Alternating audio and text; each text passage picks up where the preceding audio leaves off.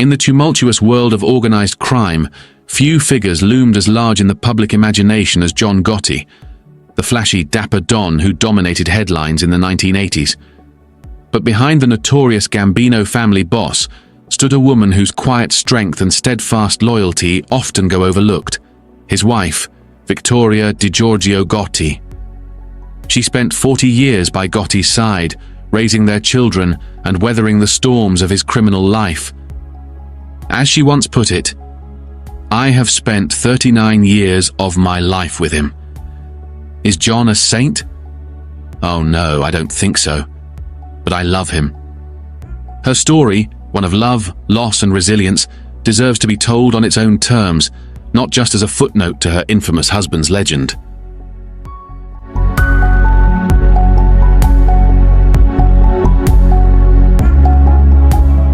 Born on December 5, 1942 in Brooklyn, New York, Victoria DiGiorgio grew up straddling two cultures. Her mother was of Russian Jewish heritage, and her father Italian, a heritage Victoria embraced even as her parents' marriage unraveled early in her childhood. Raised primarily by her mother after her parents split, young Victoria learned independence at an early age. By her mid-teens, she was described as a striking girl with dark eyes and a cautious heart, a Brooklyn ragazza with an ingrained sense of family duty and traditional values. Yet, like many young women of her time and neighborhood, she also longed for stability and love beyond the modest means of her upbringing. Victoria's first brush with adult life came sooner than expected. Still in her teens, she entered a relationship, perhaps even a brief marriage according to later FBI records, and gave birth to a daughter while barely 16 years old. It was an experience that could have easily cast her into scandal or hardship in the late 1950s. A half-Italian, half-Russian girl, a child out of wedlock, or from a youthful marriage gone sour, and a future suddenly clouded with responsibility. Yet those who knew her recall that Victoria possessed a resilient spirit beneath her gentle exterior. She was determined to provide a good life for her baby girl, even if it meant defying societal expectations. Little did she know that a chance encounter at a local bar would soon alter the trajectory of both their lives. In 1958, Brooklyn was a place where destinies intertwined over corner table conversations and jukebox tunes. It was in such a setting, a neighborhood bar in Brooklyn, that 16-year-old Victoria first met an ambitious 18-year-old with a sharp smile and an even sharper suit, John Gotti. Their introduction was anything but glamorous. He was just another local youth with an eye for pretty girls, and she was a young single mother wary of smooth-talking boys. Gotti, born in the Bronx in 1940, but raised in Brooklyn's tough streets, was already dipping into petty crime by then, running with local gangs and learning the ropes of the mob underworld. But on that evening, he was simply Johnny from the neighborhood, trying to get the attention of the beautiful Victoria. At first glance, they made an unlikely pair.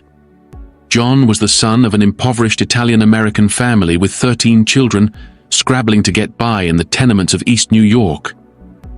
He had grown up resentful of his own father's inability to provide and was determined never to be poor again. Victoria, by contrast, had known a stable home until her parents split, and despite her own early detour into motherhood, she carried herself with a quiet, almost conservative poise. She was not dazzled by bad boys or easy charm. In fact, friends would later recall her initial skepticism of Gotti's intentions. And yet, something sparked between them in that Brooklyn bar, a chemistry neither could deny. John was drawn to Victoria's demure beauty and the maturity born of her circumstances, while Victoria sensed beneath John's bravado a fierce drive to rise above his hard-scrabble beginnings. They talked for hours that first night. If Victoria mentioned her infant daughter, John didn't balk. In fact, his willingness to accept her situation may have been the first sign that this brash young man had a protective side. Within a short time, the two became inseparable. He was 18. She was just 16, an article would later note simply, but those numbers belied the depth of their bond.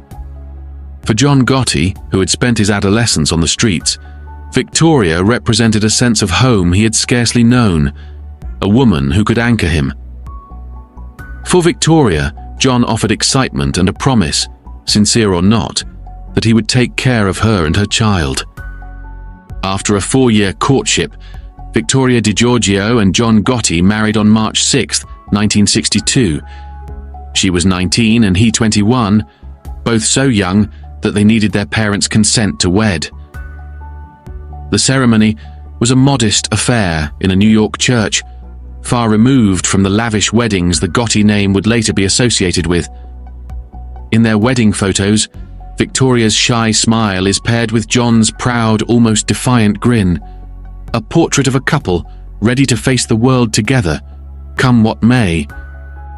The newlyweds moved into a small apartment in Queens, not far from John's childhood neighborhood. Money was tight in those early years. Determined to support his growing family, John made a brief attempt at going straight, taking jobs as a presser in a coat factory and as a truck driver's assistant in 1962. For a short while, it seemed as if the young couple might lead a simple, honest life. Victoria became a full-time homemaker, stretching each paycheck to cover groceries and rent, and doting on her baby daughter, whom John had embraced as his own. Before long, they welcomed their first child together, a daughter named Angel, followed by another daughter, Victoria, named after her mother, in 1962. John Jr. arrived in 1964, the first son and a namesake to carry on the Gotti legacy, and 2 more sons, Frank in 1967 and Peter in 1974, completed the bustling household in the years that followed. By the mid-1960s, Victoria was a mother of 5, counting her eldest from before marriage, and barely into her 20s. But the straight and narrow path was not one John Gotti could walk for long. Honest work brought honest pay, and it wasn't enough for the dreams John harbored. He wanted more for his family than a life of scraping by as his parents had. The siren call of the streets, with their quick money and quicker violence, drew him back in. By 1966, John had been jailed twice for petty crimes, and Victoria had to confront the reality that her husband was deeply involved in the mob life. The late 1960s saw John running truck hijacking operations at Idlewild Airport, soon to be JFK Airport, with his crew. Inevitably, the law caught up. In 1968, John and several associates were arrested for hijacking cargoes of goods.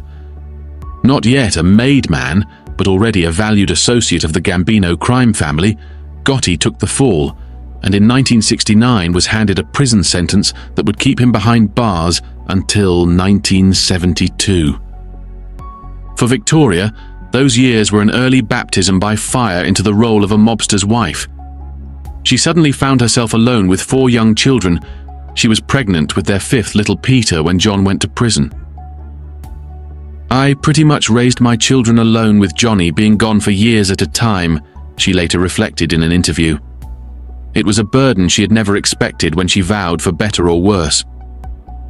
While other young mothers in the neighborhood might worry about daycare or their husbands getting overtime pay, Victoria was ferrying her kids on buses and subways to visit their father in prison.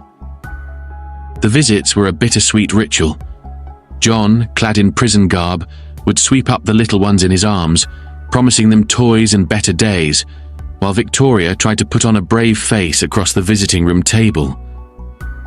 After each visit, she carried the children home alone, answering their innocent questions of, "When's Daddy coming home?" as cheerfully as possible, then returning to a house that felt achingly empty without John's boisterous presence. Money was a constant source of tension. The modest income John had managed to provide from odd jobs and low-level rackets disappeared with him behind bars. Money was a constant source of tension.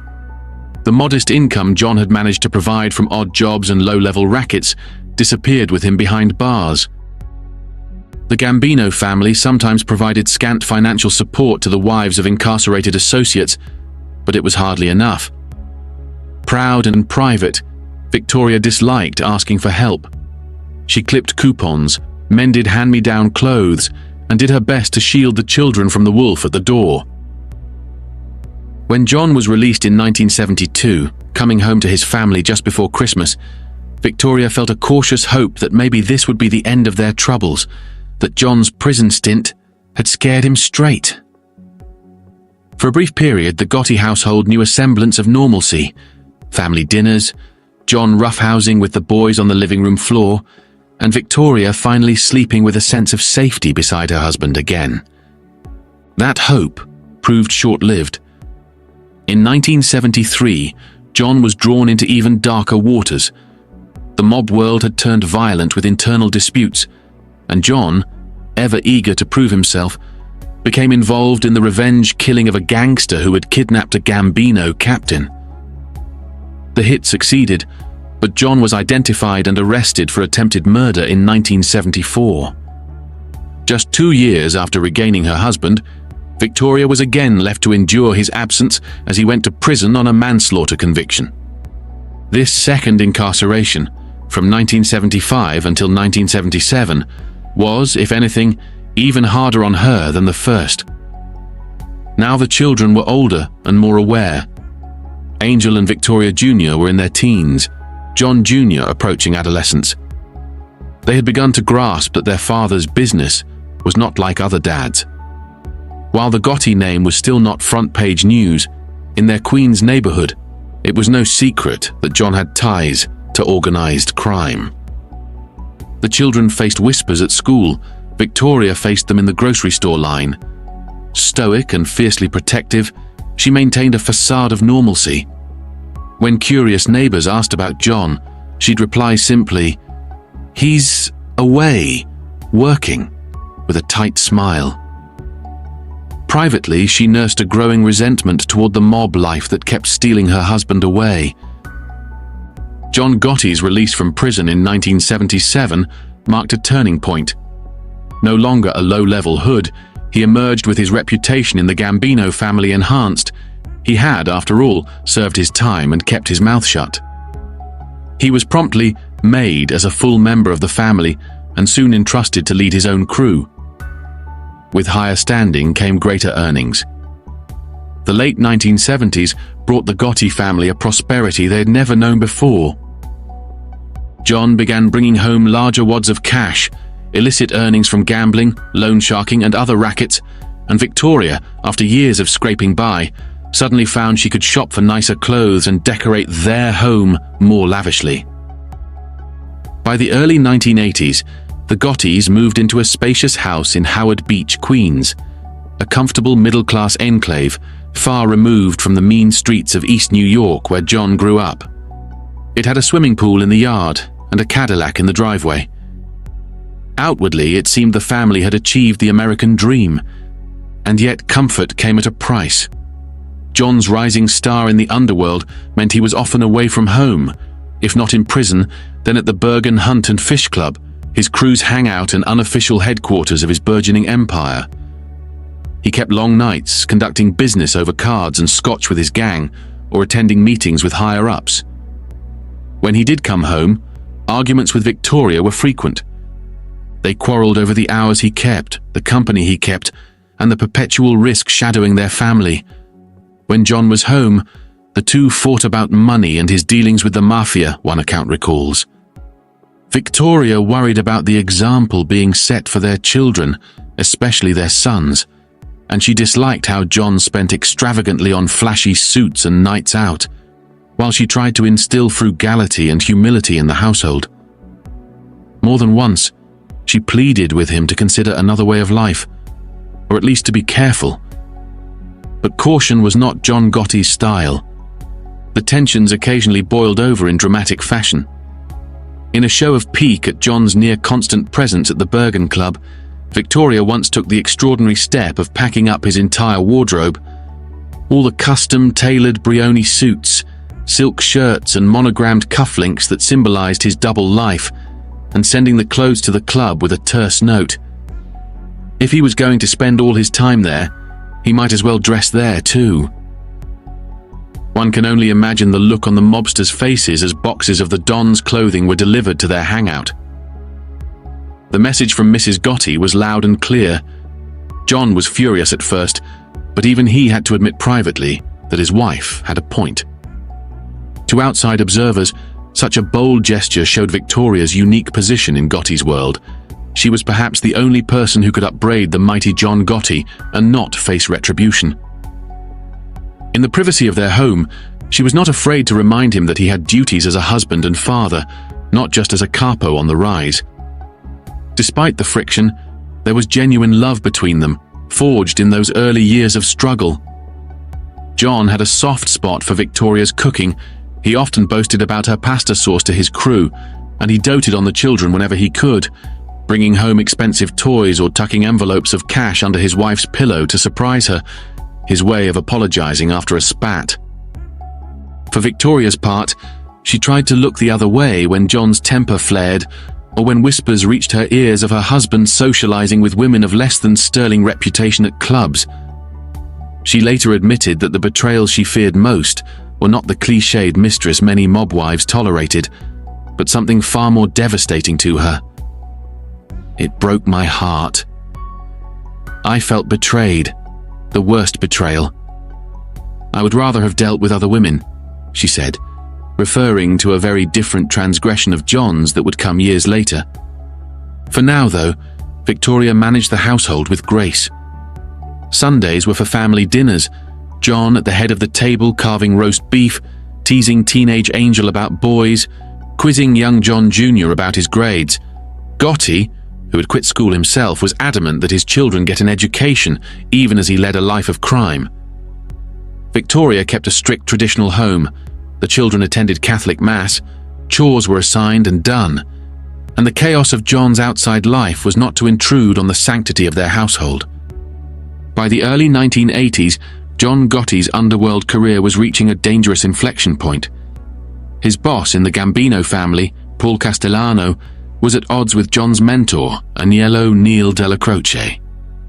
When Della Croce died of cancer in 1985 and Castellano failed to show proper respect at the funeral, John seethed.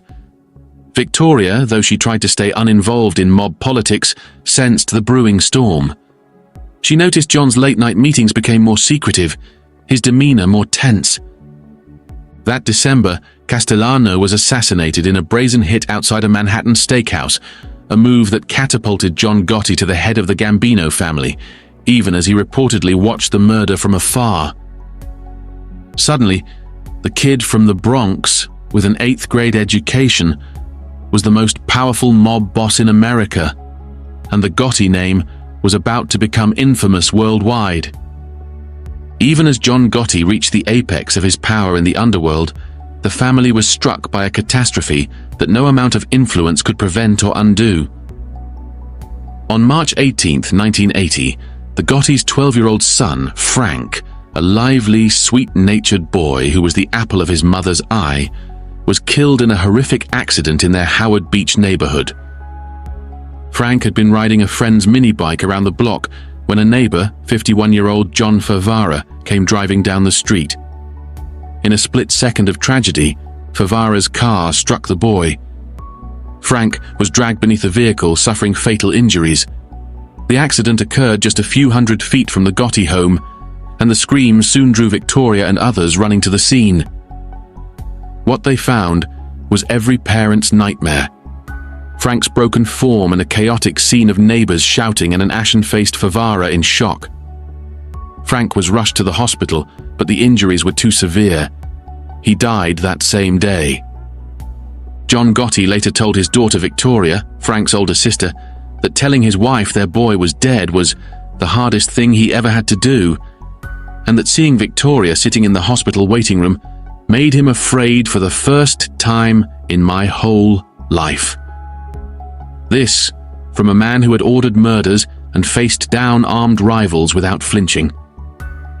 In that moment, John's biggest fear was not a bullet or a prison cell. It was the sight of his wife's inconsolable grief. When Victoria saw John's face as he approached her in the hospital corridor, she knew instantly that Frank was gone. A wail tore from her that those present would never forget. She collapsed into John's arms, sobbing with an anguish that words cannot capture. Their baby, because even at 12, Frankie was the baby of the family, the mischievous little boy with an impish grin, was never coming home again. In the days and weeks following Frank's death, Victoria descended into a despair deeper than anything she had ever known. The home that once echoed with Frankie's laughter was now painfully silent. She kept his room exactly as it was, the toys on the shelf, his jacket hung on the chair, as if preserving it might somehow bring him back.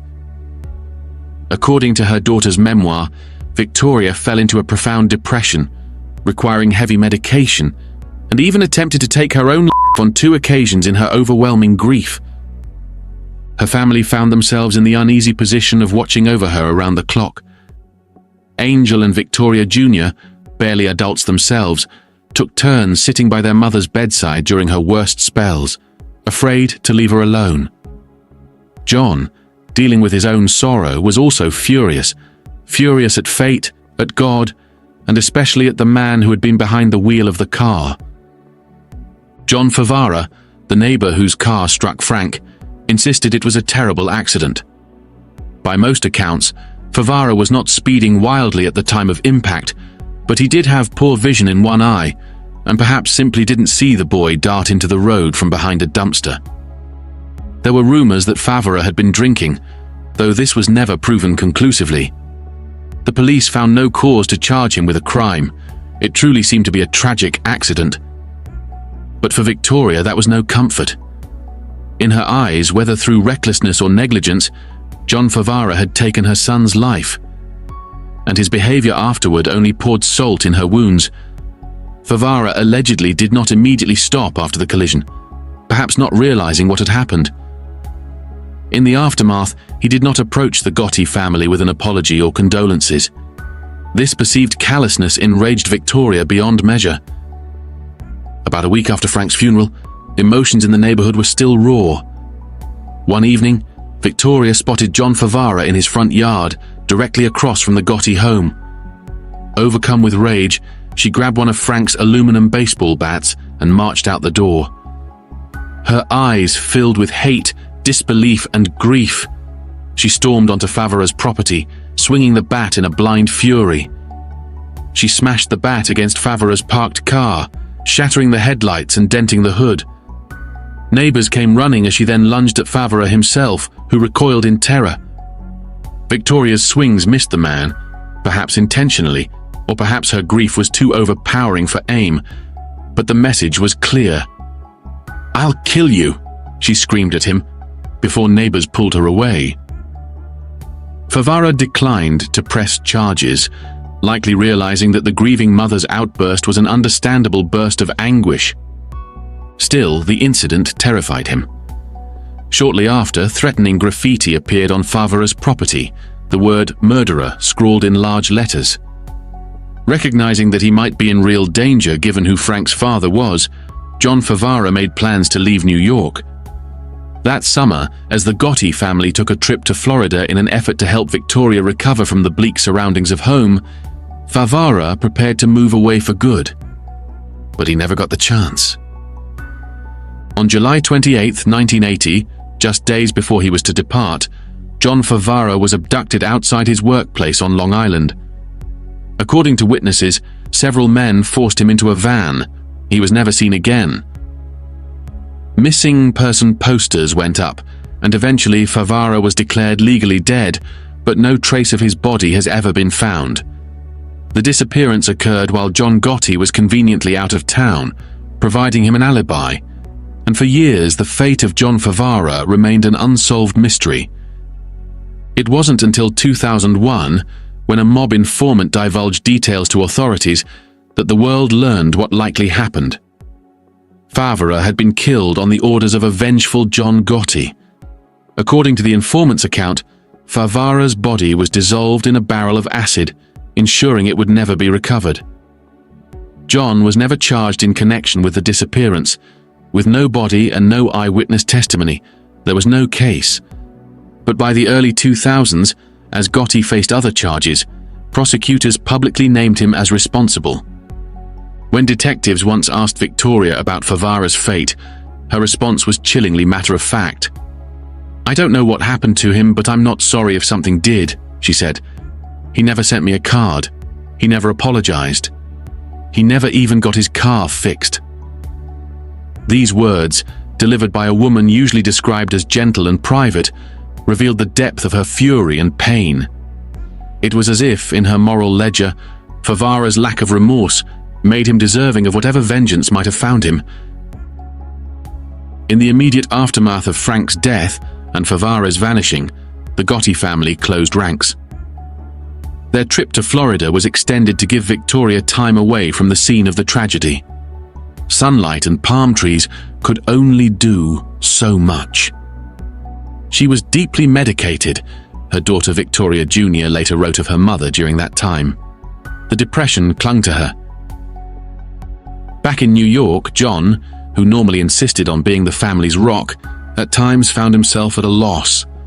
He had money, power, and dozens of loyal men willing to do his bidding, but none of that could mend his wife's broken heart. In quiet moments, neighbors would see John and Victoria walking arm in arm down the street, neither speaking, the usually swaggering gangster reduced to a husband helplessly supporting his grieving wife. Frank's death marked the end of any innocence or hope for normalcy in the Gotti household. The 1980s pressed on, and with Castellano's assassination in 1985, John Gotti became boss of the Gambino crime. Almost overnight, the Gotti name went from underworld circles to the front page of every New York newspaper. John relished the attention. He strutted in front of TV cameras outside the courthouse, flashing that cocky smile and dressed to the nines, earning him the nickname Dapper Don for his expensive suits. Later, as he miraculously, and as it turned out corruptly, beat several federal indictments, he gained another nickname, the Teflon Don, because no charge seemed to stick to. For Victoria, however, the glare of the media spotlight was unwelcome and frightening. She had married a neighborhood tough guy, and even as he rose through the mob, she operated in the shadows, raising her kids quietly. Now, suddenly, reporters camped outside their house. Photographers jostled to snap pictures of her if she stepped out to run errands. She withdrew even further from public view, determined to maintain her privacy and dignity. Unlike some mob wives who reveled in luxury and limelight, Victoria remained a model of discretion. On the rare occasions she appeared at John's side, such as at their son John Jr.'s lavish wedding in April 1990, she was impeccably dressed but reserved, offering a demure smile for the cameras and nothing more. If people expected the Mafia boss's wife to be a gaudy, flashy figure draped in diamonds and furs, Victoria defied the stereotype. She did enjoy nice things. John made sure she had fur coats and jewelry, but she wore them privately, not for show. Yet being the boss's wife meant enduring new levels of strain. The late 1980s brought relentless law enforcement pressure on John, and by extension on the family. FBI agents tailed Gotti everywhere, and even surveilled the house. It was not uncommon for Victoria to pull the curtains in her living room and spot unmarked sedans parked up the block, agents with cameras watching who came and went. Wiretaps were placed in the Bergen Club, and even in the apartment above the Ravenite Social Club in Little Italy, where John held meetings. Victoria could do nothing about these intrusions, but remained stoic. Inside the home, she refused to let the children speak about family business on the phone, cautioning them that the feds might be listening. Her life became one of careful routines: grocery shopping at the same trusted local stores, lunch with a small circle of old friends who wouldn't sell stories to tabloids, evenings spent mostly at home in front of the television while John was out conducting business. Sometimes weeks would pass with her seeing her husband only briefly in the early mornings when he returned from the club, reeking of smoke and exhaustion, sliding into bed for a few hours before disappearing again. Despite it all, she stood by him unfailingly in public. At the 1986 trial where Gotti was accused of racketeering, one of the high-profile cases he would beat, helped by jury tampering, Victoria attended a few sessions, sitting quietly in the back, her expression a mask of composure. When Gotti was acquitted and crowds of rowdy supporters cheered outside the courthouse, Victoria slipped away, not joining in the public revelry. That wasn't her way. Her support was demonstrated in more intimate gestures, a squeeze of John's hand when the not guilty verdict was read, or a home-cooked feast awaiting him that night to celebrate.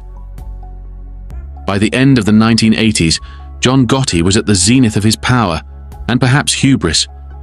The Gambino family under his leadership was reportedly grossing hundreds of millions a year, and he had become a fixture in New York's popular culture. There were Gotti t-shirts being sold on street corners, and he was portrayed thinly veiled in TV movies.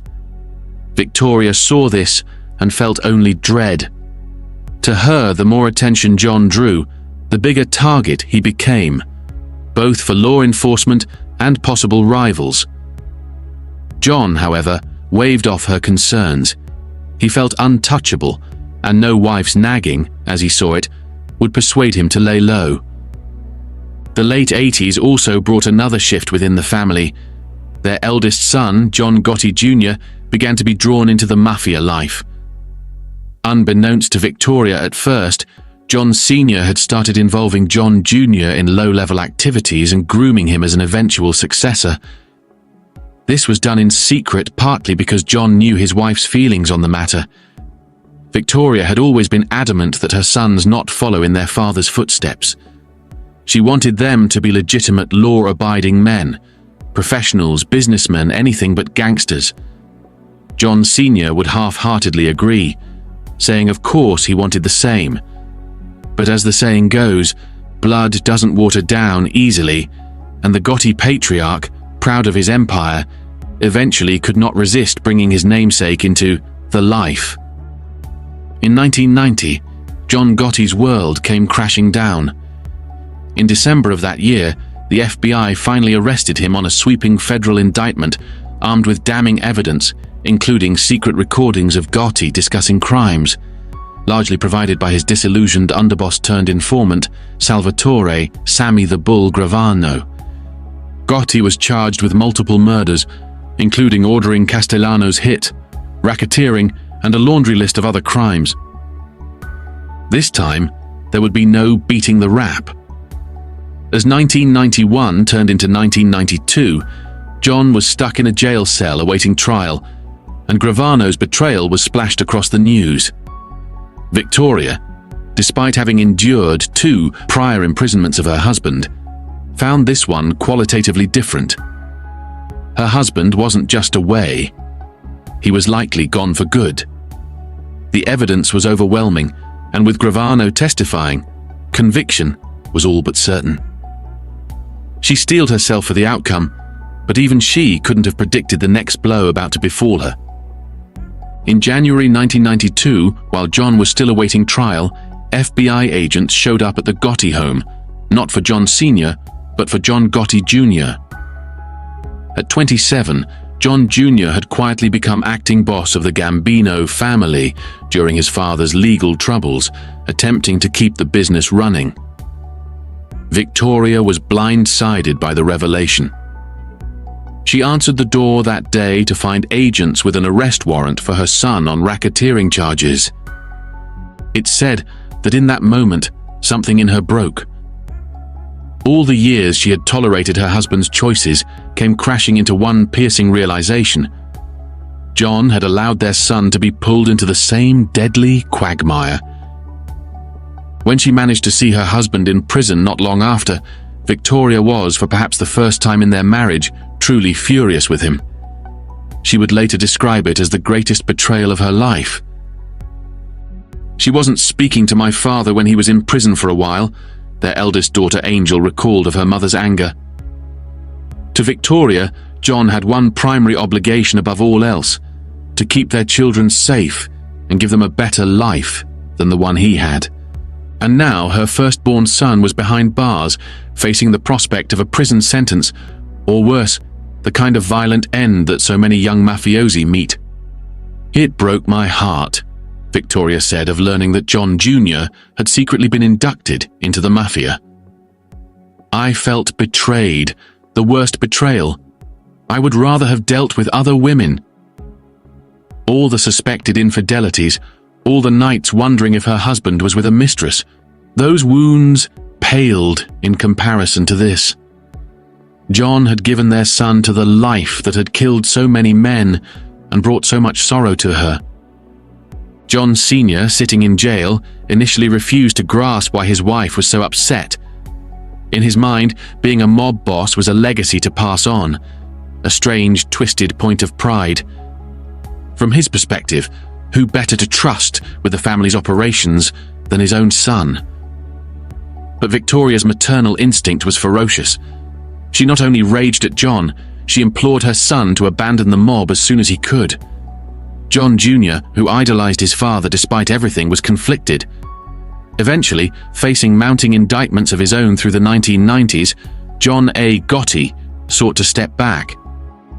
He secretly entered plea negotiations with the government in the late 90s, aiming to plead guilty to racketeering and serve a limited term, then quit the Mafia upon release. When John Sr. learned of this plan, he bristled. To him, taking a plea and effectively retiring from the mob was an act of cowardice, a betrayal of Cosa Nostra's code. Father and son had a fraught exchange through prison messages, with the elder Gotti initially ordering his son to tough it out and never back down. It was Victoria who intervened decisively. She went to visit her husband in prison, a special trip with a singular purpose. In the stark visiting room, separated by thick plexiglass, she issued John an ultimatum that he never expected.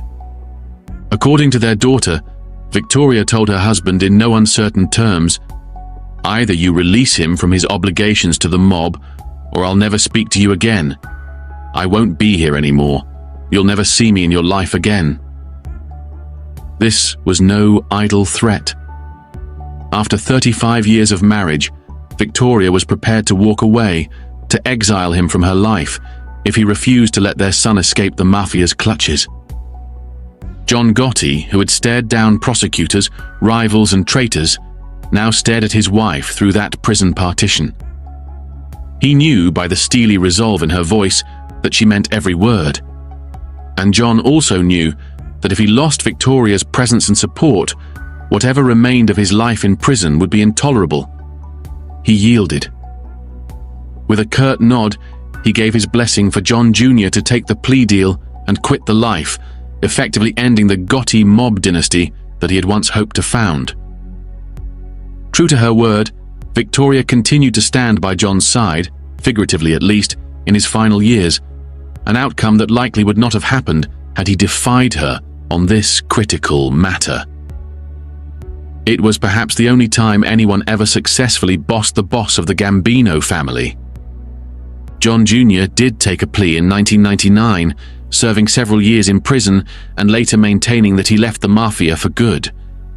Victoria, despite the sorrow of seeing her son behind bars, could at least breathe easier, knowing that when he got out, he'd be free of that life. In many ways, this episode encapsulated who Victoria DiGiorgio was, a devoted wife who loved her husband deeply, but who loved her children even more, and who, when pushed to the brink, demonstrated a will strong enough to humble a Don. The late 1990s ushered in the final chapter of John and Victoria's life together, one marked by physical decline and emotional reckoning. In 1998, from his prison cell, John Gotti was diagnosed with throat cancer. Years of heavy smoking and the stress of prison life had taken their toll. The tumor in his neck was aggressive. He underwent surgery at a federal prison hospital in Springfield, Missouri, and for a time, the cancer went into remission after part of his jaw and throat were removed. Victoria, upon hearing of his diagnosis, was terrified, not only of losing her husband, but that the prison authorities would let him suffer without proper care. By this time, John was inmate number 18,261-053, no longer the fearsome figure who once commanded a crime family. He was shackled to a hospital bed, gaunt from illness and treatment.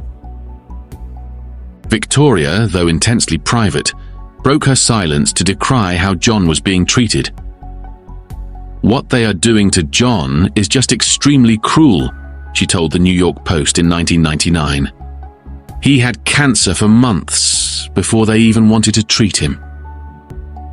Her words reflected a mixture of anger and helplessness. Despite everything, despite knowing all the pain John's choices had indirectly brought to her life, her instinct was to protect him, to advocate for him. She wrote letters to the Bureau of Prisons, beseeched attorneys to ensure he got proper medical attention, and made the arduous trip to Missouri whenever she could to sit at his bedside. The operations left John disfigured and weak. Speaking and eating were difficult. For a man whose identity was built on power and pride, it was a humbling deterioration.